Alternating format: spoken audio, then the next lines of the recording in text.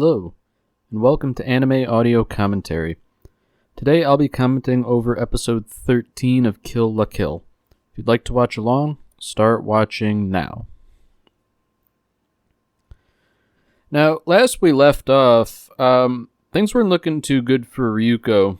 She had just gone berserk and sort of lost her mind and rampaged and caused a bunch of trouble, while simultaneously fulfilling Satsuki's goal of improving the Goku uniforms of her Elite Four.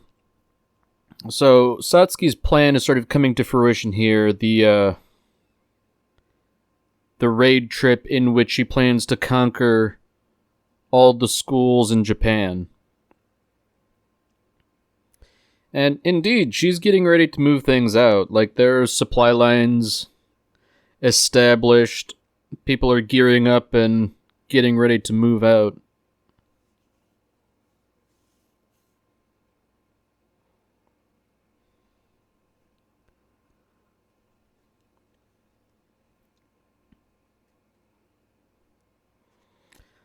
So 3 of the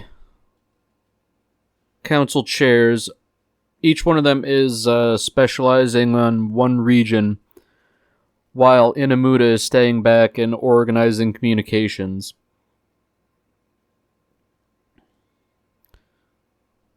So in addition to all of that, they've also been mass-producing new and improved Goku uniforms for the different brigades being sent on the raids.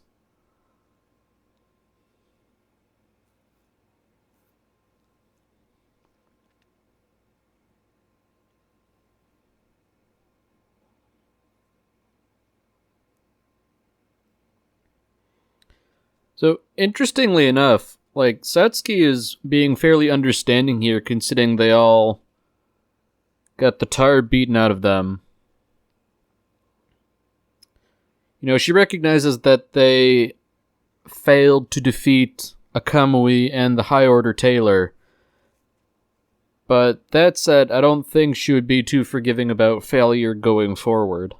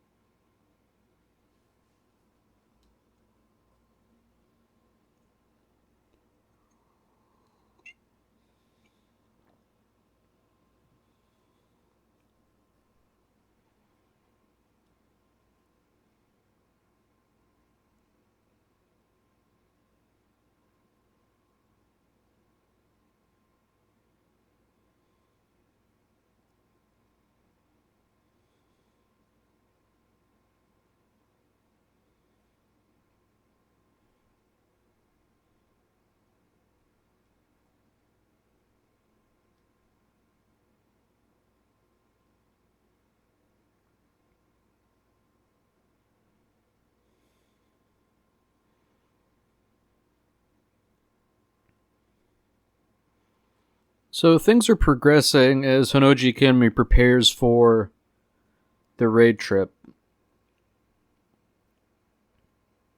And interestingly enough,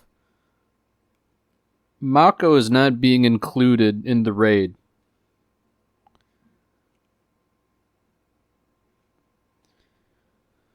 So she feels some trepidation about whether or not she wants to actually participate in the raid trip.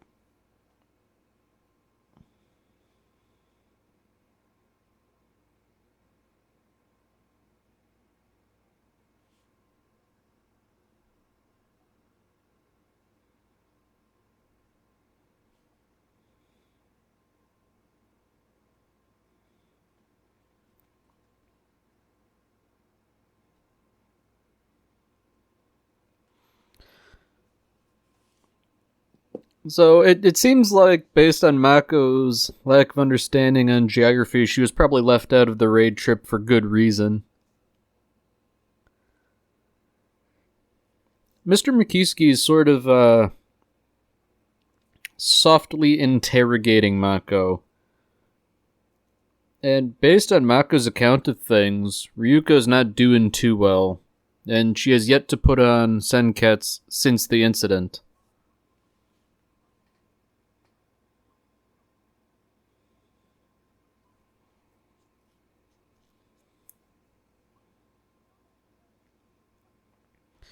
So this new character, Shinjiro Nagita, approaches Mako, and he's hoping to talk to Ryuko.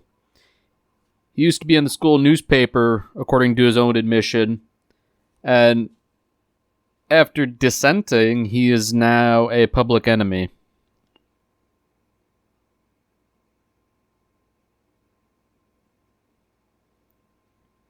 Mr. Mikisugi seems to find it interesting that he mentioned that he was banned from campus. That's a little thing we call foreshadowing. Meanwhile, back with Ryuko, she's still not feeling too well.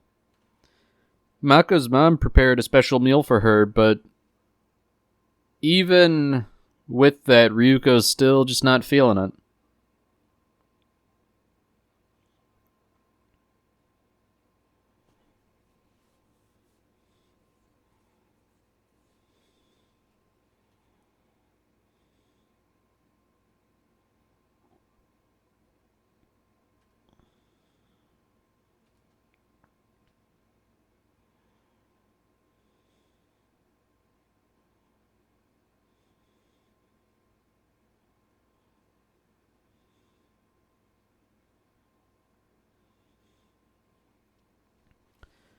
The main source of this melancholy is that Ryuko is basically mad at herself for failing to keep her temper in check, and all the destruction that resulted from it.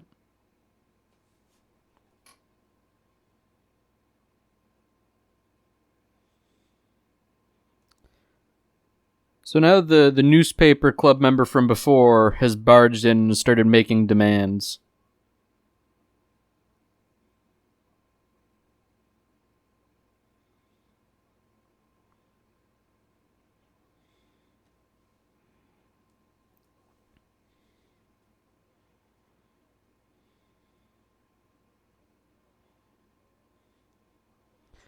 So the main crux of the issue was Shinjiro Nagita. His article was claiming that Hinoji Academy was turning the students into effectively soldiers, and that was deemed dissent, so the disciplinary committee came after him. So Shinjiro, he brings up that he's willing to fight so long as Ryuko leads. But that was probably the wrong thing to say. You know, it essentially foists the responsibility onto Ryuko. Whereas she was never interested in toppling Satsuki for selfless reasons. And Shinjiro sort of treating her as if she were a selfless hero.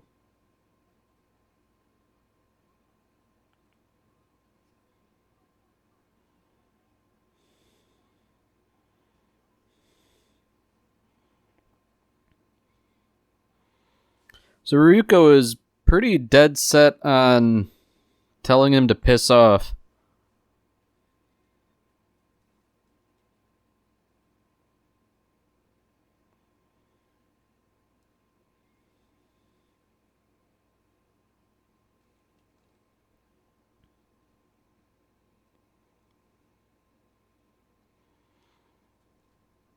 So meanwhile, at what I guess is Revox HQ, there's some sort of meeting going on with... Well, it's hard to tell at this point, I guess. Kill la Kill has this sort of I guess, a stylistic choice where a lot of the unnamed characters all look identical to each other.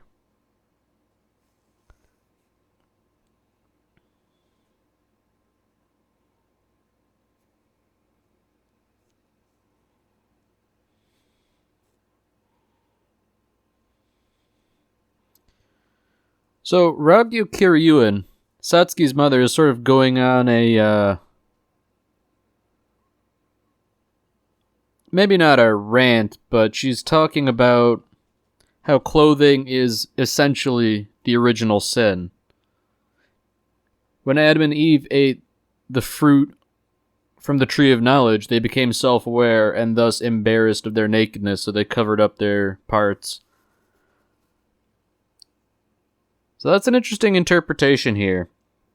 And I guess it kind of puts a fine point on it, because if clothing is the original sin and Revox is, in essence, a clothing company, then it seems like a fairly tacit admission that they are evil.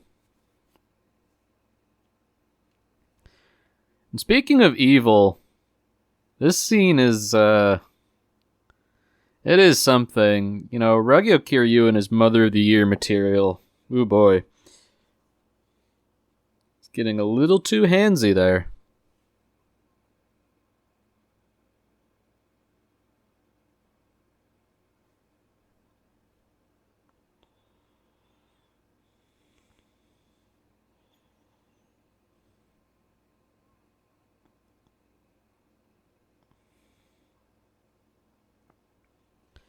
So, interestingly enough, Satsuki and Ragyo, rather, they're sort of butting heads here. Satsuki is sort of giving her mom crap about sending Nui to Honoji Academy.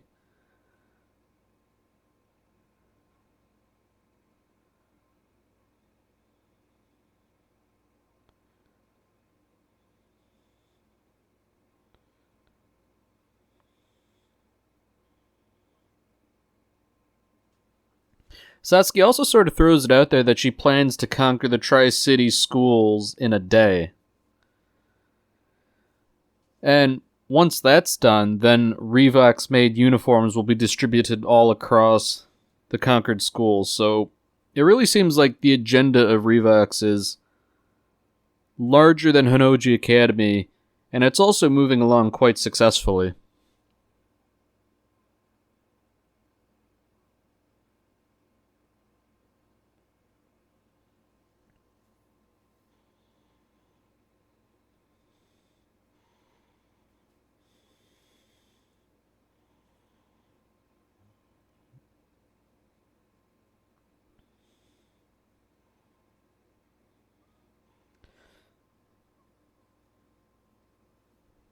So, even as Satsuki departs,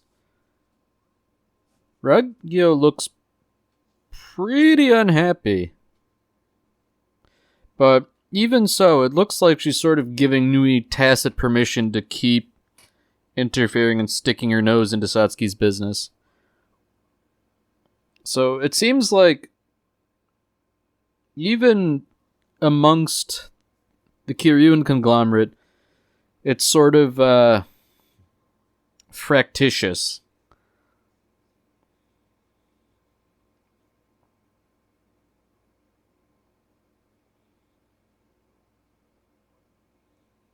So Mr. Mikisugi is doing some digging on Shinjiro Nagita, and apparently there are records that he's a real student who was banned from the campus, despite how suspicious he acts.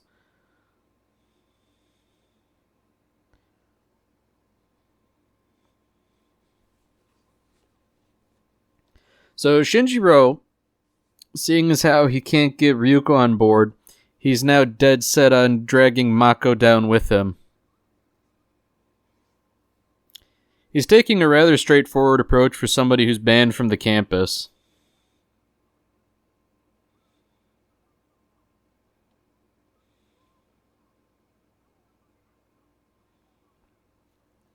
Additionally, he's directly implicating Mako, which, you know, considering they're acting seditiously, Seems like a really good way to get into a lot of trouble with Satsuki's jackbooted thugs.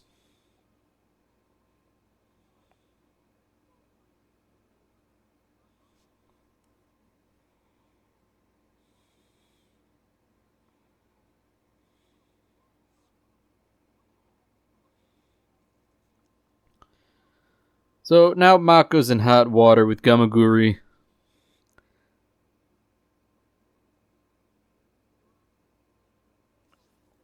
It seems like she's being conscripted.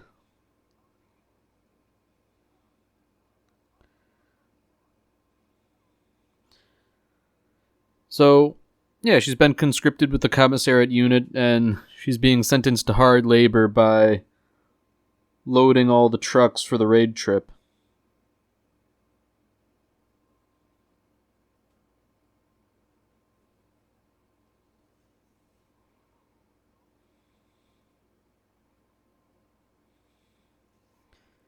So while all that's going on, Ryuko's sort of having a heart-to-heart conversation with Senketsu. Mako's family, who can only really hear Ryuko's side of the conversation, are sort of watching in.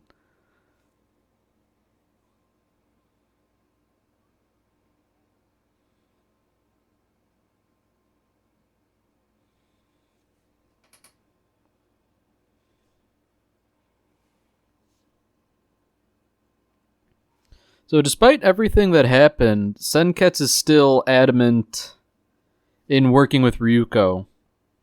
Only Ryuko's really reluctant about the situation. Senketsu is still willing to put in the work.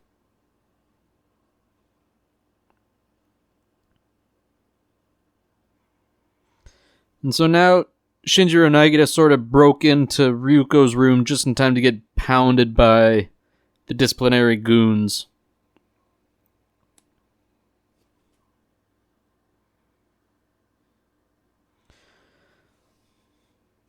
So now that conflict is staring her right in the face, Ryuko has a choice to make.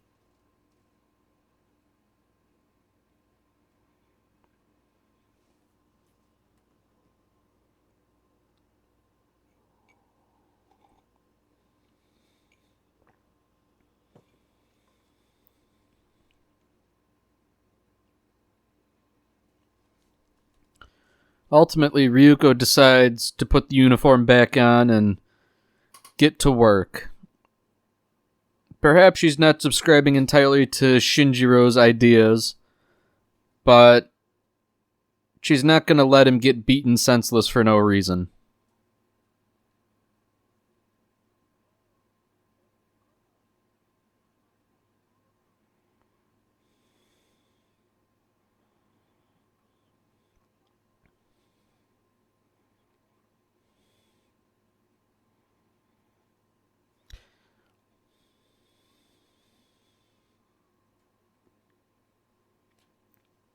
So she's instantly able to beat the three goons that were beating up Shinjiro. But, interestingly enough, they weren't actually real people.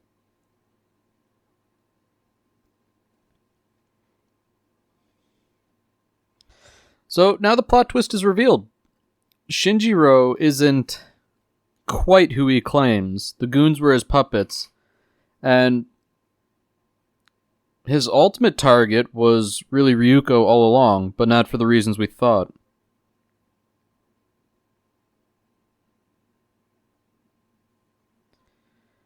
And finally, it's revealed that Shinjiro was Nui the entire time. So that whole banned from campus thing was, I guess, a little more literal than... Well, maybe not literal. Banned, but not for the reasons we thought, I suppose.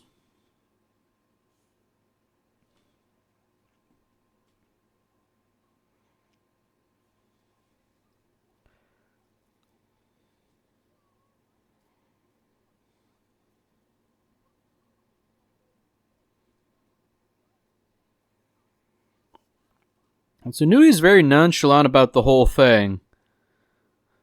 She just wants to see Ryuko fight again. So Ryuko is trying to fight while simultaneously not losing control. Unfortunately, because she's sort of keeping her temper in check, it's easier for Nui to beat her than before.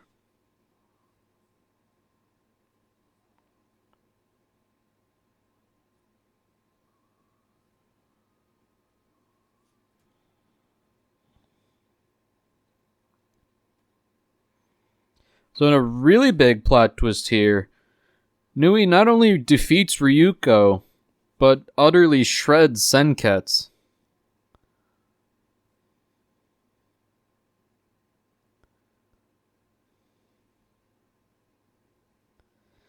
And just before Nui can kill Ryuko, just put her down for good, Satsuki intervenes.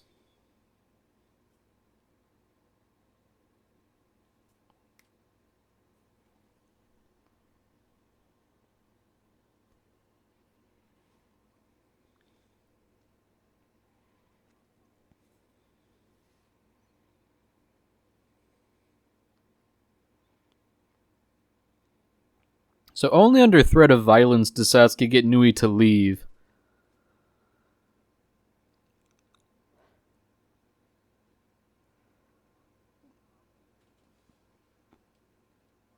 Now, not one to pass up an opportunity, Satsuki collects all the different pieces of Senketsu, and she plans to distribute them amongst the students in the raid trip to augment them even further.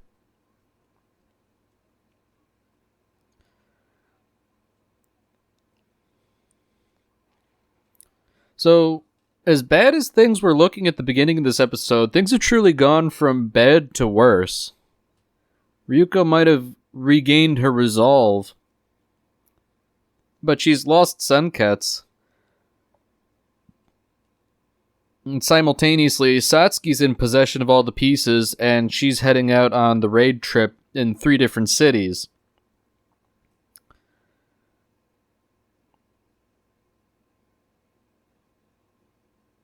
Even Mikisugi realizes the direness of the situation.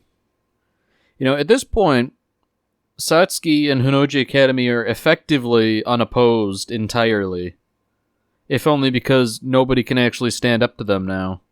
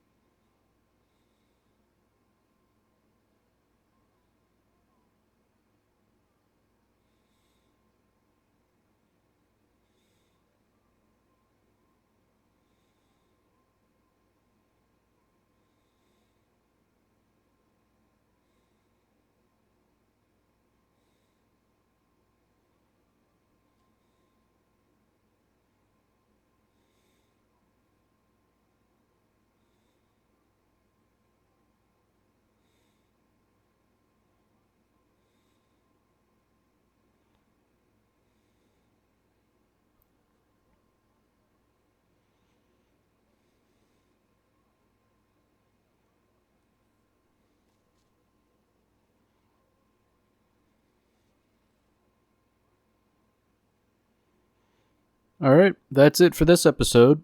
If you've enjoyed it, then by all means tune in for the next one.